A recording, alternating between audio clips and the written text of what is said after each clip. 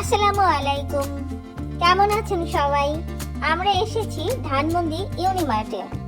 এখানে সবচেয়ে উপরে খাবারের দোকানের পাশে এই তুর্কিশ আইসক্রিম শপটা রয়েছে। এখানে খেলতে গেলে আপনার প্রথমে 300 টাকা জমা দিতে হবে, তারপর খেলা শুরু করতে হবে। আপনি খেলার সময় যে কয়টা আইসক্রিম নেবেন সে কয়টা আপনার, আর যদি না নিতে পারেন তাহলে ওরা শেষে একটা আইসক্রিম দিয়ে দিবে।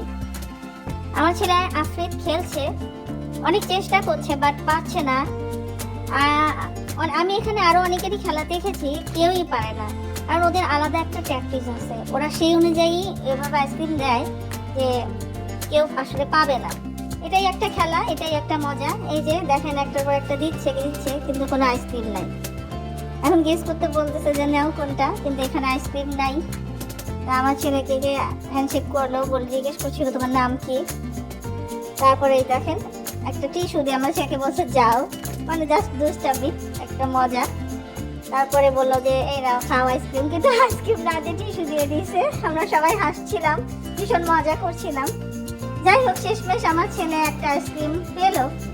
এটা আমার ছেলে পেয়ে ভীষণ খুশি, আলহামদুলিল্লাহ। আমরা এখন চলে যাচ্ছি, সবাই ভালো থাকবেন, আল্লাহ হাফেজ।